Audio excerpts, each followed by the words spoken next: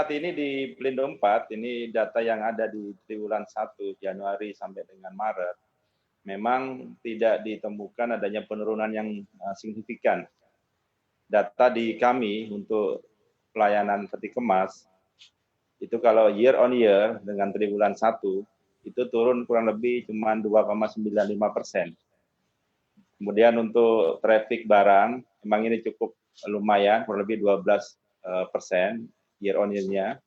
Kemudian untuk penumpang ini memang turun karena memang saat ini kita lagi ada pembatasan terhadap pelayanan terminal penumpang. Nah, demikian. Artinya ini penurunannya sudah cukup signifikan dan sudah cukup terasa begitu ya Pak? Iya, tetapi gini, ini ada anomali yang cukup berbeda dengan wilayah barat. Memang lebih banyak barang-barang bersifat bukan barang-barang modal, tapi barang-barang consumer good. Itu kalau dilihat dari data kita, ya data untuk kapal ya, contohnya untuk ekspor impor, itu justru kita tidak mengalami penurunan, malah ada kenaikan dari sisi kapal. Kemudian dari sisi peti kemas pun itu kita relatif tadi saya sampaikan itu tidak terlalu besar. Jadi memang kita lihat triwulan 1 ini tidak bagi kita tidak terlalu berdampak yang cukup berat bagi Pelindo 4 karena bisa dilihat dari performa keuangan kita itu laba kita untuk triwulan 1 ini masih memenuhi target yang ada.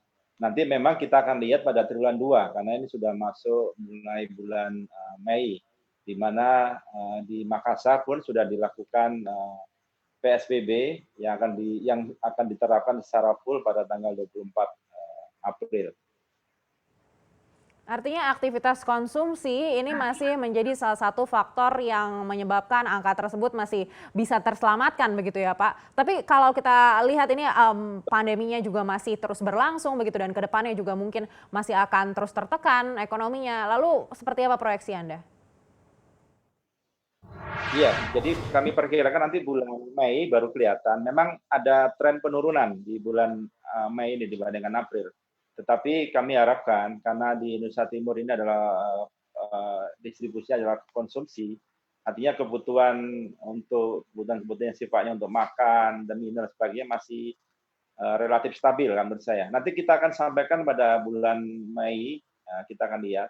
Tapi kami dari sisi Pelindo 4, kami tetap menjaga kinerja operasional kita dalam posisi yang baik, dalam posisi yang siap, sehingga nanti apapun yang terjadi kita dalam posisi sudah siap menghadapi. Komoditas apa yang masih terus aktivitasnya masih bisa untuk bertahan begitu di tengah pandemi ini Pak, kalau Anda lihat dari aktivitas yang ada di Pelindo 4? Jadi barang-barang yang bersifat consumer good ya, seperti bahan-bahan mamin ya, makan dan minuman itu masih stabil. Kemudian barang-barang yang sifatnya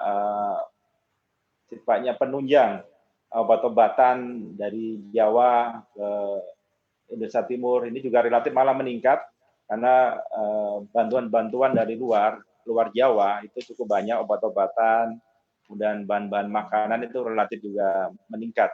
Jadi memang ada anomali yang berbeda. Kalau di barat memang ekspor impor cukup dominan. Kalau di Indonesia Timur memang kita tidak terlalu besar. Kita yang paling besar adalah pelayanan untuk domestik, di mana barang-barang ini tidak terpengaruh terlalu banyak dibandingkan dengan ekspor impor.